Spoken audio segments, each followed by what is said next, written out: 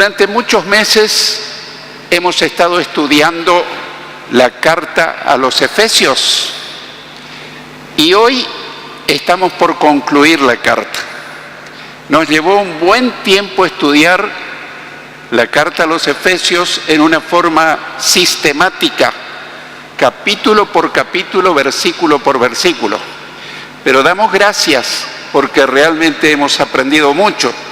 Y si alguien quiere recordar, quiere escuchar, puede ir a YouTube, al canal de Demecón y poner allí, ¿no es cierto?, buscar la carta a los Efesios y poder seguir toda la serie para poder recordar todo lo que hemos estudiado. En esta oportunidad vamos a estar examinando los últimos versículos del capítulo 6, el capítulo 6. Pero antes queremos hacer algunas consideraciones. La carta a los Efesios, como sabemos, fue escrita por el apóstol Pablo y lo escribió desde la prisión. Él estaba prisionero en Roma por predicar el Evangelio. Y se dice que con otras cartas, como la carta de los Filipenses, la carta de Colosenses y también la carta de Filemón, fue escrita desde la prisión. Por eso a estas cartas se le llama las cartas de la prisión, las cartas de la prisión. ¡Qué increíble! Cualquiera de nosotros que estuviera preso por predicar el Evangelio, lo más probable es que algunos de nosotros, o quizás muchos, estaríamos deprimidos, tristes, como derrotados, pero él aprovechaba el tiempo y mientras estaba preso, él mandaba cartas a las iglesias, animándolas, exhortándolas, enseñándoles muchas doctrinas que hoy forman parte del Nuevo Testamento. Así que esta noche vamos a ver un ministerio que casi nunca, que yo recuerde, no hemos hablado. El ministerio de colaborar o el ministerio de colaborador. Vamos a ver en esta última parte. Nunca hemos hablado del ministerio de ser un colaborador.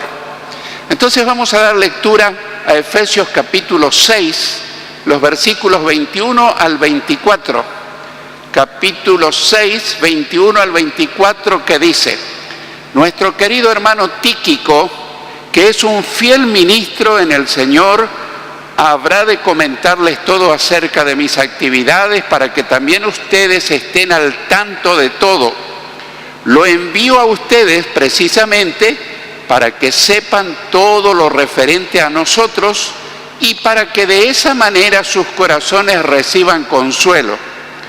Que Dios el Padre y al Señor Jesucristo concedan a los hermanos paz, amor y fe. Que la gracia sea con todos los que, con amor inalterable, aman a nuestro Señor Jesucristo. Amén. Y ahí termina la carta a los Efesios. Bueno, debemos recordar que en aquella época, en esa cultura, incluso las cartas que escribía el apóstol Pablo y otros, eran distintas a las cartas de nuestros días. Actualmente yo no creo que alguien escriba cartas, porque ahora ya está el correo electrónico, que casi ya está pasando de moda. Hoy se emplean mensajes rápidos como de WhatsApp o otros medios, SMS, todos son medios electrónicos, redes sociales, pero en años anteriores, cuando se escribían las cartas, se acostumbraba a poner el remitente al final, firmábamos. Cuando recibíamos una carta, lo primero que hacíamos era fijarnos quién nos escribe la carta. En aquella época era al revés, el remitente estaba al comienzo. Todas las cartas seculares y las cartas cristianas también.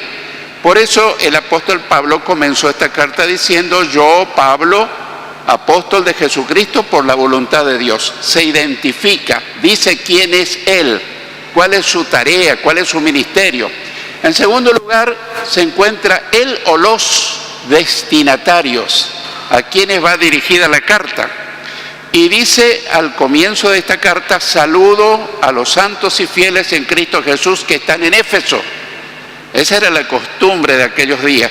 El remitente, luego el destinatario o los destinatarios, luego venía el desarrollo de la carta, el cuerpo de la carta, cuyo tema principal, en este caso la carta a los Efesios, hemos estudiado que se trata de la unidad de los cristianos, la unidad cristiana. Es una carta muy linda para leerla una y otra vez, porque habla de la unidad en el pueblo de Dios, en la iglesia, la unidad cristiana. Y finalmente, en cuarto lugar, están las palabras de despedida, que son las que vamos a estudiar hoy, especialmente los dos últimos versículos del capítulo 6, que son palabras de bendición. Pero vamos a volver a leer los versículos 21 y 22 y vamos a examinar su contenido. Tiene una información. Los versículos 21 y 22 dicen: nuestro querido hermano Tíquico, que es un fiel ministro en el Señor, habrá de comentarles todo acerca de mis actividades. Reitero, dice que habrá de comentarles todo, le iba a informar todo acerca de mis actividades, para que también ustedes estén al tanto, estén informados, sepan qué me está pasando, dice Pablo desde la prisión. Lo envío a ustedes precisamente para que sepan todo lo referente a nosotros. Llama la atención que habla en plural. Lo que pasa es que el apóstol Pablo nunca desempeñó un ministerio solo, siempre estaba rodeado de colaboradores. Se dice que él tenía alrededor de 20 colaboradores que acompañaban a Pablo en su ministerio, en sus viajes misioneros, incluso cuando estaba en prisión. Siempre no estaban los 20, pero estaban algunos que lo acompañaban, que lo ayudaban en su ministerio. Qué bueno es aprender esta lección. En la iglesia no se puede servir solo. Siempre tenemos que buscar que alguien nos ayude, que alguien colabore con nosotros. Por eso dice, para que sepan todo lo referente a nosotros, Pablo y sus colaboradores, y para que de esa manera sus corazones reciban consuelo. Qué interesante. Él no estaba preocupado porque estaba preso. Él estaba preocupado por los hermanos que estaban en Éfeso, que sabían que Pablo estaba preso por predicar el Evangelio. Y él estaba pensando cuán tristes, cuán preocupados deben estar los hermanos en Éfeso porque yo estoy preso. Entonces él no pensaba en sí, estaba pensando en los hermanos de Éfeso. Qué linda filosofía de vida, no pensar tanto en uno, sino en los otros, porque hay veces que otros pueden estar preocupados por nosotros, y él en este caso está preocupado por los efesios, entonces quiere informarle cómo están.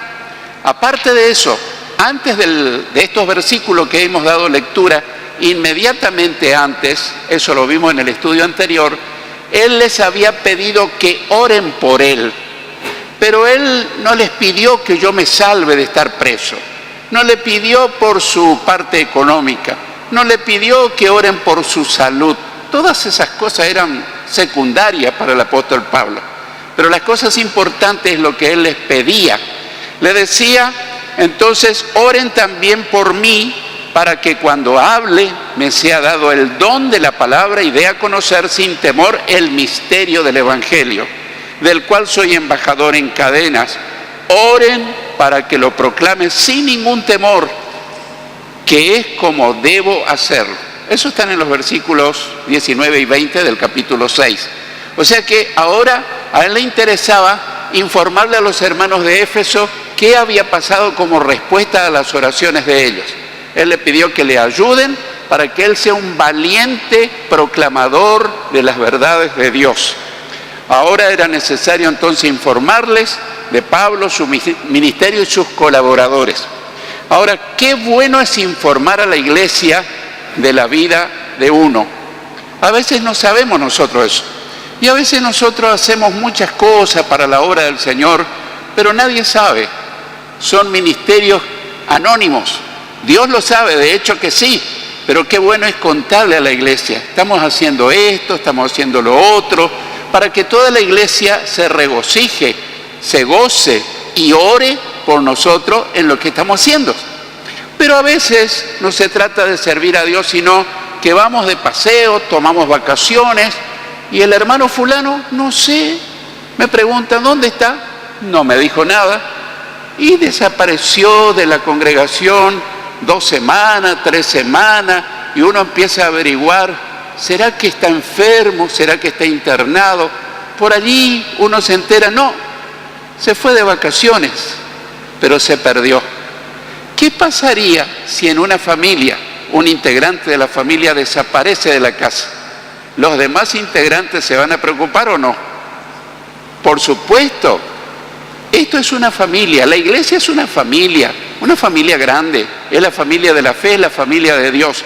Y qué bueno es decir, tal vez no a toda la iglesia, o a veces sí, porque a veces los hermanos pasan y dicen, bueno, oren que yo me voy de vacaciones y todos oramos. O al menos decir, pastor, yo me estoy por ausentar porque me estoy por ir de vacaciones, o informar si yo estoy internado para que se sepa. A mí me ha ocurrido que hermanos que han estado internados varios días y yo no me había enterado. Qué bueno es tener más comunicación entre nosotros. Así que qué bueno es informar a la iglesia de las cosas que hacemos, porque es una familia. Es una familia donde tiene que haber comunión y comunicación. El apóstol Pablo lo hace a través de esta carta, pero lo hace en una forma muy sintética, de manera que aparte de la carta también lo envía a Tíquico. Tíquico era el que lo enviaba a Éfeso a llevar la carta. Así que Tíquico hace de correo, él fue el informante. No había WhatsApp, no había Facebook, no había teléfono, no había nada. Tenía que enviar a un colaborador suyo que vaya a Éfeso a llevar la carta y también a informar personalmente. No se preocupen, el apóstol Pablo está preso, pero está ocupadísimo escribiendo cartas a las iglesias. Él está animoso, está lleno de gracia, de poder, de unción del Espíritu Santo. Y esto nos da una lección. Cuando nosotros pasamos por un problema, hermano, en vez de quejarnos, lamentarnos, ponernos tristes, qué desgracia la mía, decir, por alguna razón estoy donde estoy o me pasa lo que me pasa. Él en la cárcel tuvo la posibilidad de predicarle a todos los que lo atendían, a los soldados, a todos los militares, a todos. Dios siempre tiene un propósito. Así que probablemente también Tíquico haya sido el amanuense. ¿Qué es el amanuense? El que escribía las cartas, porque Pablo no escribía las cartas. Él tenía un problema visual aparentemente y siempre dictaba a un colaborador. El que escribía las cartas de Pablo, en este caso es probable que haya sido Tíquico, y el que escribe las cartas al dictado de su autor, digamos, se llama amanuense. O sea que Tíquico hizo de correo y lo más probable es que haya sido el amanuense, el colaborador del apóstol Pablo para escribir esta carta. Pero a estas alturas nos preguntamos, ¿quién es Tíquico? Por lo menos no hemos hablar con frecuencia. Si yo te preguntara, ¿escuchaste hablar del apóstol Pedro? Sí. ¿Del apóstol Juan? Sí. ¿De Lucas? ¿De Marcos? Pero Tíquico, un personaje casi anónimo, sin embargo, a los ojos de Dios fue un gran instrumento de Dios y él seguro que tuvo y va a tener su recompensa. Se lo cita muy pocas veces en el Nuevo Testamento. Se dice que se cita solamente 5 veces en todo el Nuevo Testamento. Por ejemplo, en 2 Timoteo, capítulo 4, versículos 9 al 12. 2 Timoteo 4, 9 al 12. Pablo le dice a Timoteo, procura venir pronto a verme, porque Demas me ha desamparado. Prefirió este mundo y se fue a Tesalónica. Crescente se fue a Galacia, y Tito a Dalmacia. Solo Lucas está conmigo. Toma a Marcos y tráelo contigo, porque me es útil para el ministerio. Y acá viene la mención de Tíquico. A Tíquico lo envié a Éfeso. Era uno de sus más cercanos colaboradores. Quiero que recuerde que hoy estamos destacando el ministerio de ser un colaborador, de colaborar. ¿Con quién? Bueno, puede ser con el pastor, puede ser con los líderes de la iglesia. Hay algunas expresiones un poco tristes, dolorosas en este pasaje. Por ejemplo, él comienza diciendo, procura venir pronto a verme, le dice a Timoteo, el versículo 10, porque Demas me ha desamparado, prefirió este mundo y se fue a Tesalónica. ¿Qué había pasado con Demas? Se apartó del Señor, se fue al mundo. ¿Y era salvo? Por supuesto, era salvo, era un colaborador estrecho del apóstol Pablo. Y ahora se fue al mundo, se perdió. ¿Y dónde quedan los calvinistas que dicen que la salvación no se puede perder? Salvo para siempre, salvo. Y ahí tenemos por toda la Biblia ejemplos de personas que han estado en el camino del Señor, que han sido consagrados, que eran colaboradores, que eran siervos de Dios y se apartaron. Por supuesto, no todos se fueron al mundo, pero ese es el caso de Demas. Hubo otros que seguían fieles al camino del Señor, pero que no estaban con Pablo.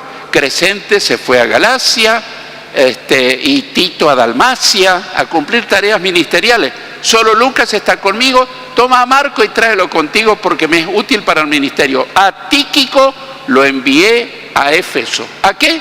A llevar la carta a los efesios. ¿Y a qué más? A informarles de lo que a mí me está yendo, cómo me está yendo en la cárcel. Así que era uno de los más cercanos colaboradores del apóstol Pablo. En Colosenses, capítulo 4, versículos 7 y 8. Colosenses 4, 7 y 8, Pablo lo menciona. Nuestro querido hermano Tíquico, fiel ministro y consiervo en el Señor, les llevará noticias mías. Lo envío a ustedes para que les cuente cómo estamos y reanime su corazón. Qué interesante por lo que hemos estado viendo. Así que en este caso, Tíquico era el mensajero de Pablo. Parece que su especialidad era llevar las cartas, llevar información. Así que nuestro querido hermano Tíquico, fiel ministro, dice que fue un fiel ministro. Ministro quiere decir un servidor, un siervo. Y consiervo en el Señor, les llevará noticias mías. Lo envío a ustedes para que les cuente cómo estamos, en plural. Habla de Pablo y sus colaboradores. Y reanime su corazón porque ellos estarían preocupados porque sabían que su apóstol, su pastor, estaba prisionero en la cárcel en Roma. Así que Tíquico hacía de correo llevando noticias de Pablo, su ministerio y sus colaboradores. Pablo era un fiel siervo de Dios. ¿Pero por qué estaba preso? Por predicar el Evangelio, no por otra cosa. Y estaba él preocupado más bien por los hermanos de Éfeso que por su propia situación. En Hechos capítulo 20 y versículo 4, Hechos 24, Tíquico es mencionado como colaborador de Pablo. Dice, lo acompañaron Sópater de Berea, Aristarco y Segundo de Tesalónica, Gallo de Derbe, Timoteo y Tíquico y Trófimo de Asia. Siempre andaba en el grupo de colaboradores. ¿Quién era Tíquico? Un colaborador de Pablo. ¿Pero quién se acuerda de Tíquico? Nadie. Pero Dios se acordará de Tíquico absolutamente. Es más, Pablo sin sus colaboradores no hubiese podido hacer todo el gran ministerio que desarrolló. De eso estamos aprendiendo. La importancia del ministerio de los colaboradores de algún siervo de Dios, colaboradores en la iglesia. Por eso a veces ocurren divisiones en las iglesias. Yo he visto colaboradores que empezaron como ayudando al pastor y cuando ellos cobraron cierto prestigio, cierto auge, entonces dividen la iglesia, se llevan media congregación y se van a otro lado, porque no quieren ser colaboradores, quieren ser los principales protagonistas de la iglesia. Entonces, con el afán de figurar, no toleran que el que lo puso para colaborar sea el líder principal. Y he visto muchas iglesias divididas porque el colaborador no quería seguir siendo colaborador, sino la figura principal de la iglesia. ¿Está bien eso? Está muy mal. Eso no es un progreso, sino una división. Sin embargo, Dios recompensa al verdadero colaborador. Dios recompensa a los verdaderos colaboradores. Tenemos varios ejemplos. Por ejemplo, Josué era colaborador de Moisés. Él nunca se quiso destacar, pero era un fiel colaborador de Moisés. Pero ¿qué pasó cuando Moisés murió? ¿A quién lo puso Dios al frente de todo el pueblo? A Josué, al colaborador. O sea que el colaborador no siempre está relegado a ocupar un segundo lugar, sino que llegado el momento, Dios lo pone en el primer lugar. Tenemos el ejemplo de Josué. Tenemos otro ejemplo, por ejemplo, Eliseo, que era un colaborador del profeta Elías. Pero cuando Elías se fue, ¿quién quedó? Eliseo. Y desarrolló un gran ministerio respaldado por Dios. Los apóstoles, que eran discípulos y colaboradores del Señor. Cuando el Señor regresó al cielo, ellos fueron los protagonistas principales de la iglesia que se estaba comenzando a formar. Así que, hermano, el ministerio de colaborador ante los ojos de Dios tiene un tremendo valor. Alguien dice, bueno, pero a mí no me reconoce nadie, figura líder y yo soy como anónimo. Te puedo asegurar que Dios sabe exactamente lo que estás haciendo y el valor que le da a tu colaboración. A lo mejor sos una persona anónima, que nadie te menciona, a lo mejor nunca pasas al altar, nadie te ve, estás detrás de bambalinas haciendo tu trabajo, pero para Dios tiene un inmenso valor. Yo como pastor no podría hacer nada sin mis colaboradores en la iglesia. Tengo muchos colaboradores y yo estoy seguro que sin ellos yo no podría ejercer el pastorado, pero gracias a los colaboradores puedo seguir adelante. Y el mérito no es mío, es de nosotros, porque en grupo trabajamos. Lo mismo ocurre en Demecón. Yo soy la cara visible en Demecón, pero al lado mío tengo un equipo formidable de colaboradores. ¿Quién me podría grabar? ¿Quién me podría editar? ¿Quién podría publicar todos los videos que grabo? Sino mis colaboradores. Y por eso yo los menciono, quizás no frecuentemente, pero Dios sabe la tarea esforzada que está haciendo cada uno de mis colaboradores, ya sea en la iglesia, ya sea en el ministerio de Mecón, y para Dios tiene un alto valor y para mí también, porque soy totalmente consciente que sin mis colaboradores yo no podría seguir adelante en el ministerio. Ahora pasamos a los dos últimos versículos, versículos 23 y 24. Tiene una bendición. Dice el 23 y 24, que Dios el Padre y el Señor Jesucristo concedan a los hermanos paz, amor y fe. Que la gracia sea con todos los que con amor inalterable aman a nuestro Señor Jesucristo. Amén. Y ahí finaliza la carta a los Efesios. Pero veamos el versículo 23. Pablo les desea a los hermanos de Éfeso tres virtudes, tres bendiciones. Dice paz, amor y fe. Paz, amor y fe. Qué lindo. Nosotros no acostumbramos a decir, bueno, te deseo la paz de Dios, te deseo el amor de Dios, la fe. Y si nosotros examinamos, estas son virtudes que son parte del fruto del Espíritu Santo. ¿Cuál es el fruto del Espíritu Santo? Amor, gozo, paz, paciencia, benignidad, bondad, fe, mansedumbre, templanza. Y dentro de ese grupo de virtudes figuran amor, paz y fe. Y el apóstol Pablo le está deseando eso para los hermanos que están en Éfeso. Ahora, en el 24, versículo 24, Pablo les desea que la gracia, ¿qué es la gracia? Gracia sin ese final, no es de gratitud. Gracia es el favor de Dios que no lo merecemos. Un favor inmerecido que Dios nos da porque Él es un Dios de gracia, un Dios de amor, un Dios de misericordia. Ahora dice que reciban todos los que con amor inalterable aman a nuestro Señor Jesucristo. Aparentemente Él no le desea a toda la congregación, sino que le desea a todos los que con amor inalterable aman a nuestro Señor Jesucristo. Y Él no está evaluando, ni juzgando, ni clasificando. Cada uno sabrá si le ama con un amor inalterable al Señor Jesucristo. Si yo te preguntara, ¿le amás al Señor Jesucristo con un amor inalterable? Bueno, lo más probable es que todos digan, sí, yo siento algo muy especial por el Señor Jesucristo. Pero yo quiero casi ir concluyendo con este pensamiento.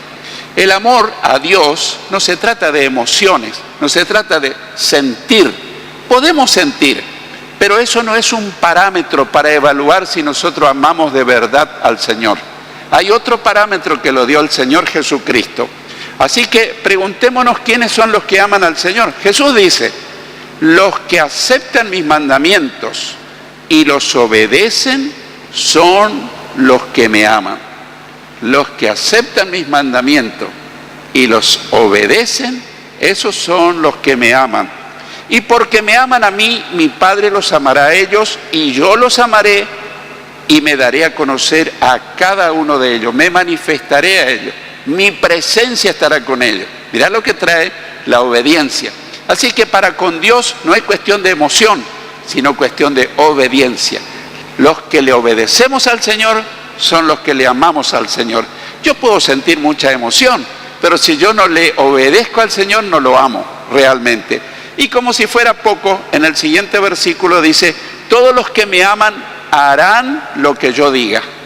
Todos los que me aman harán lo que yo diga. Mi Padre los amará y vendremos a vivir con cada uno de ellos.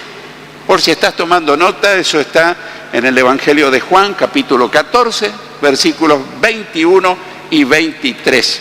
Queremos concluir haciéndonos a nosotros una pregunta.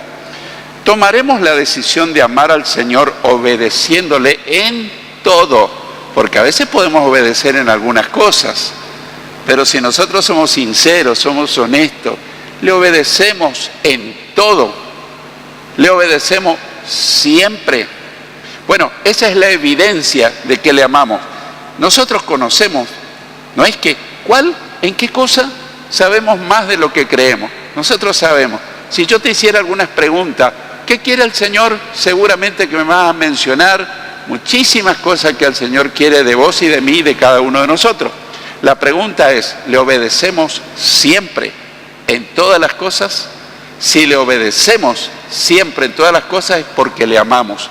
Y si ahora nos encontramos con que descubrimos que en algún área de nuestra vida no le amamos como Él se merece, podemos tomar la gran decisión de decirle, Señor, con tu ayuda, yo te voy a demostrar que te amo, te voy a obedecer en todo, siempre, y así quedará demostrado mi amor por ti.